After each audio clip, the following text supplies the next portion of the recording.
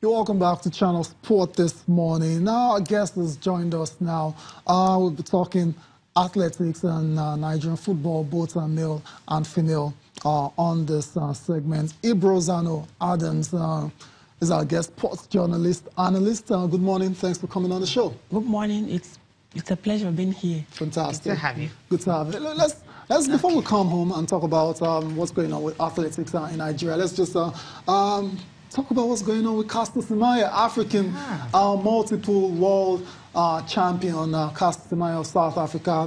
There's a development, a very, very, very crucial one that could change the face of athletics.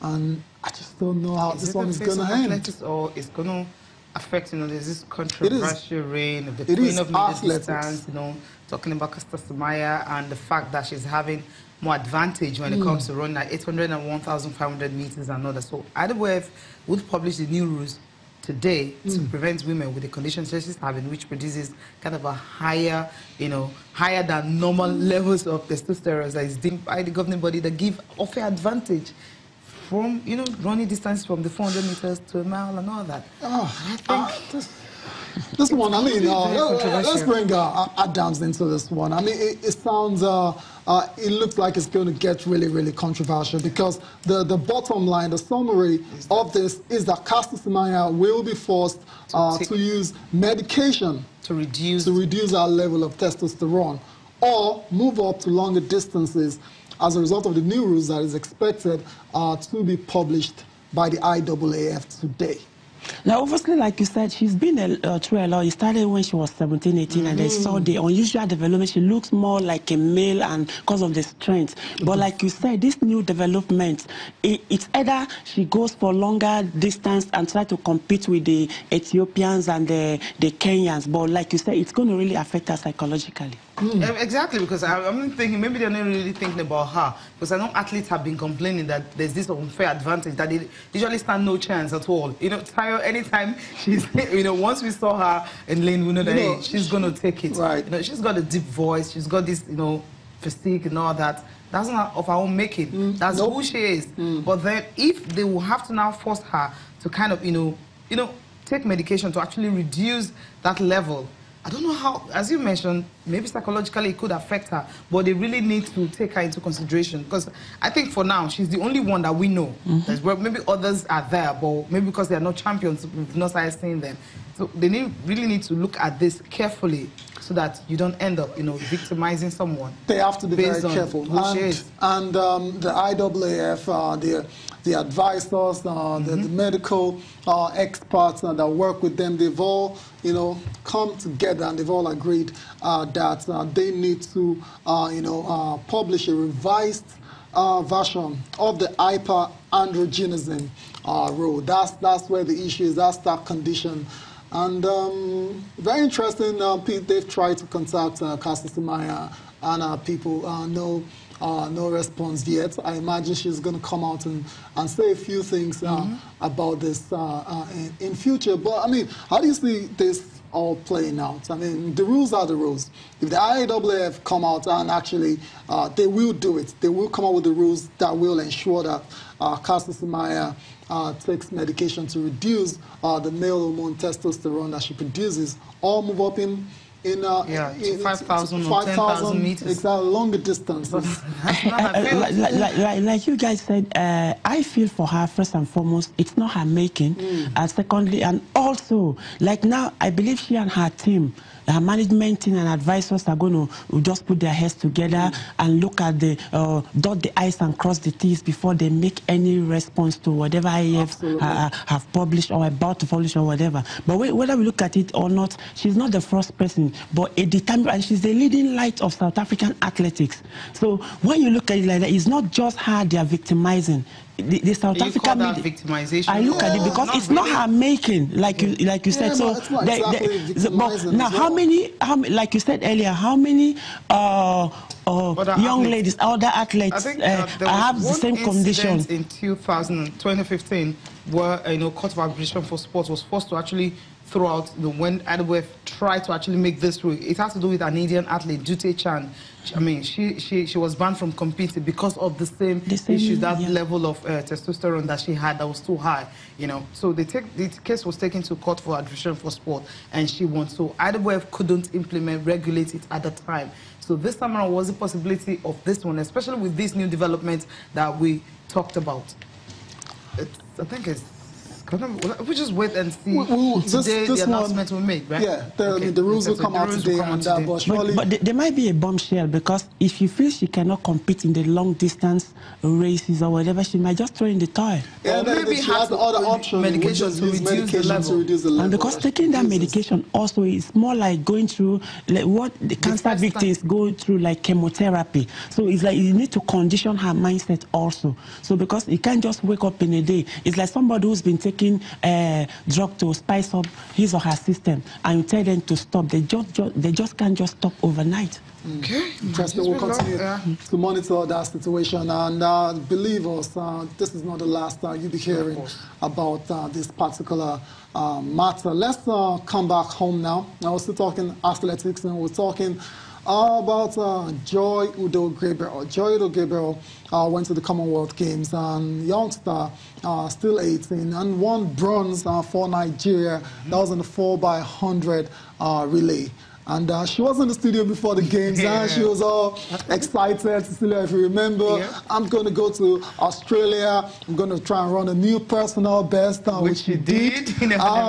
Not one time did she mention trying to win a bronze medal, or any medal for that matter. But there she is there, standing tall, presenting a medal to our sponsors, and it's just a fantastic one for this young lady. And you followed Joy Udo Gabriel during the Commonwealth Games, and there she goes. If you ask me, I'll tell you, she right from the word go, she knew what she was up to, and the determination was there. She knew whichever way, whatever that happens, she's going to pick up something. And for her to have to return back and also come to the house and show it goes to show that yes, I've gone there, conquer. I might not have won gold, but this is something, and it's a springboard to my success in athletics. Absolutely, springboard. I like that word because, like I said, she's still very young, 18, and she has a long way to go. I think what was most impressive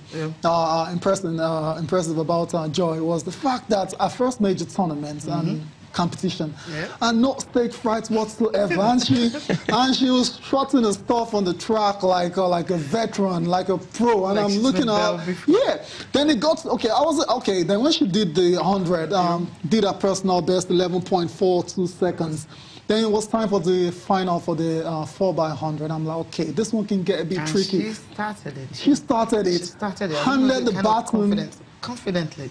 No issues. They dropped it. She didn't drop it. She didn't leave a little. Oh my goodness. You know what? Let's hear from her own experience at the Commonwealth Games. Right.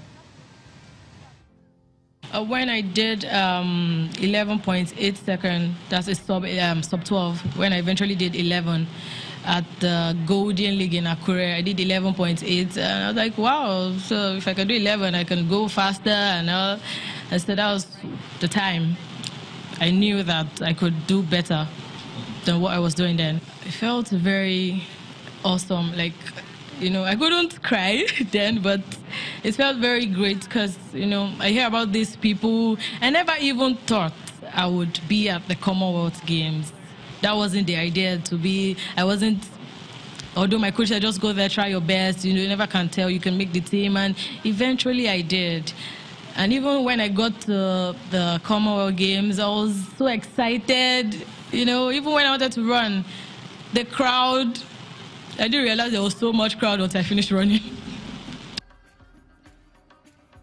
You know, our level of confidence is something else. You can't just help than to love her. But there's something that came out from this, you know, presentation that was done to Arco Group, talking about her sponsor. You know, it dawned on most people at the event when Alfred, you know, Okagun was talking about the fact that you really don't need athletes to travel out of Nigeria, being in the US or wherever, for them to win medal for the country. You can actually groom them here with enough support system, with good facilities. They can actually, you know, start here and then go for competitions and also get to win medal for Nigeria. You think that's really possible? Before we'll take a listen to him. Yeah, he's quite right, because that was the magic the Jamaican authority used. When Usain Bolt was 15, he was a quarter miler.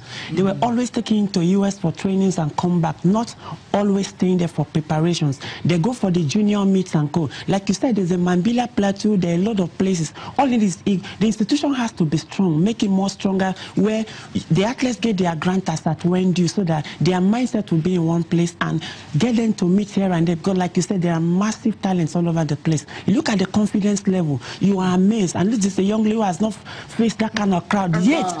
The confidence is there. So obviously, like you said, and like he said, I think I agreed with whatever they proceeded. Absolutely. Okay. Absolutely. Okay, let's hear from them now, him and also the making of champion CEO. We have not developed in our country today because we believe so much in expatriates that will make it. They cannot make it for you. It's we who must do it. And if the more we use our facilities, the better as well. So that is why really we need to now check with our institutions.